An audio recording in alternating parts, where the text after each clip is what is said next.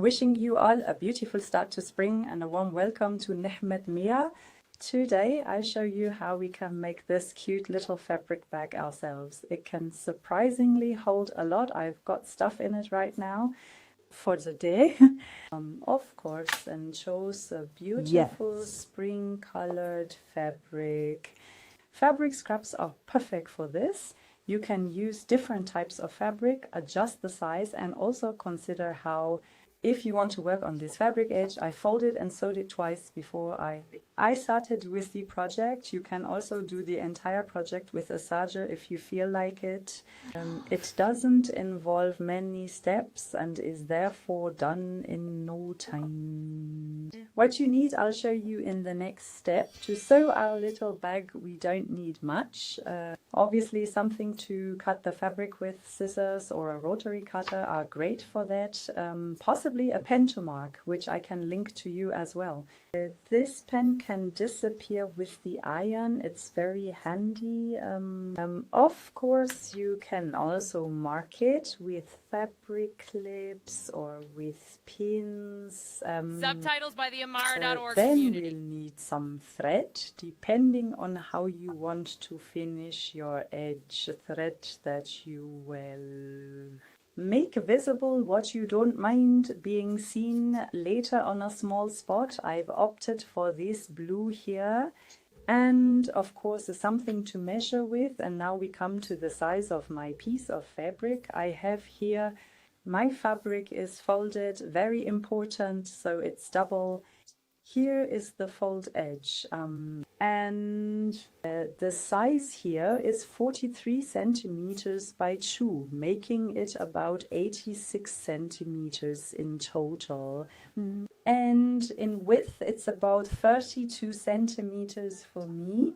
If you want to use a different fabric, maybe something sturdier like denim, for instance, I can see that working well. I would suggest adding a bit more fabric, a bit more in length, a little bit more in width, because a sturdy fabric, when you tie it, it takes up more space and the whole thing becomes a bit squat. Exactly, just a little tip. I have here a very, very thin web fabric, an old one, yes, from a duvet cover. You've got some fabric left over, and since I didn't want everything to unravel, I've got my fabric here folded twice, so once over, ironed, twice briefly, and sewn. You don't necessarily have to go to so much trouble. Those who have an overlock machine can, on the edges, that is from the freshly cut fabric, just the edged finishing, or also with a regular sewing machine with a zigzag stitch along the edges. But I thought it was quite fitting and pretty with this fabric to work with this blue yarn and to fold it over twice. Just don't forget if it should be a certain size later, and you do it as you like. Don't forget that naturally you'll lose a few centimeters when you fold it like that. In the next step, we spread out our fabric and tie a knot. I'll make some room here and say we'll close it up right away. Fabric is unfolded. I have my fold here as a reference. It's quite helpful, and now I'm gathering the fabric like this so that this fold line stays pretty straight. So don't shift it around, but keep it simply with this work here to keep my break edge nice in the middle. Next, we tie a knot right at this spot so we can flip the whole thing over. Place your finger and check out our fabric by ice. We can make this whole thing a bit prettier right now and ensure that we have the right side up and the wrong side facing down. Then we have our knot here and can, when we place right sides together, and check again to see if it fits approximately. In terms of distance, sometimes when you tie a knot, you notice it pulls a bit in one direction, and then you can adjust the knot a little. We are now placing right sides together. We can hold it all together with stick pins and do the same on the other side, of course.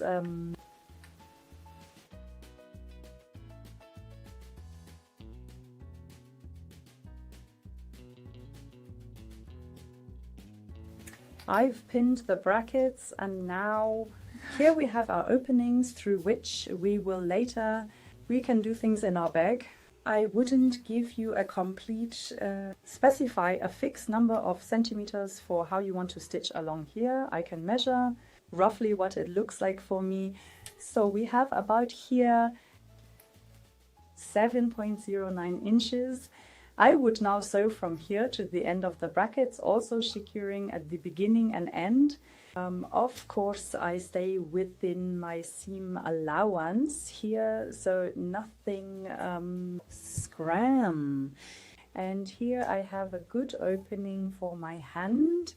So if someone has a slightly larger hand or a smaller one, they might be able to play around with the centimeters a bit. I sew once on both sides and then we'll meet again right away. Stitch length is about 2.5, and as I said, I'm locking again at the beginning and the end.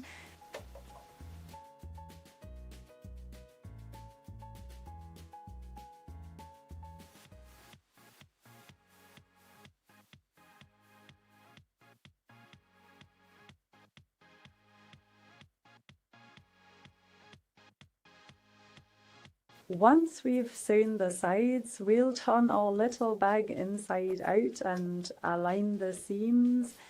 To do this, we fold or press the seam apart here and lay it on the seam below. That we also unfold this way. Don't be surprised, I have a very healthy seam allowance. Done here, it happens sometimes. You don't necessarily have to follow this. The main thing is that it all holds together afterwards. Now we'll sew along here at the bottom as well, and see you next time. Turn in for the final step again.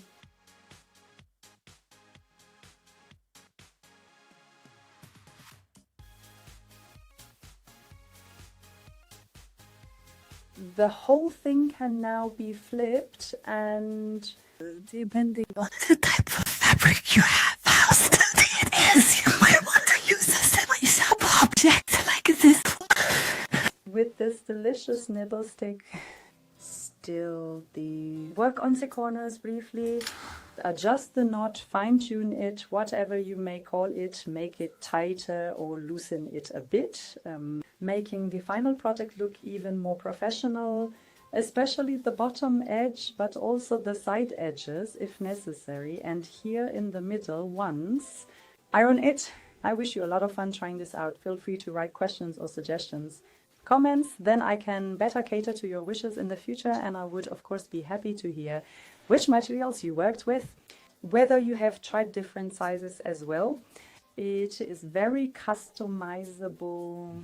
Make it big, this. Until next time. And yes, feel free to leave a like and subscribe. And I hope to see you again next time when it's time to take me. All the best until then. Bye.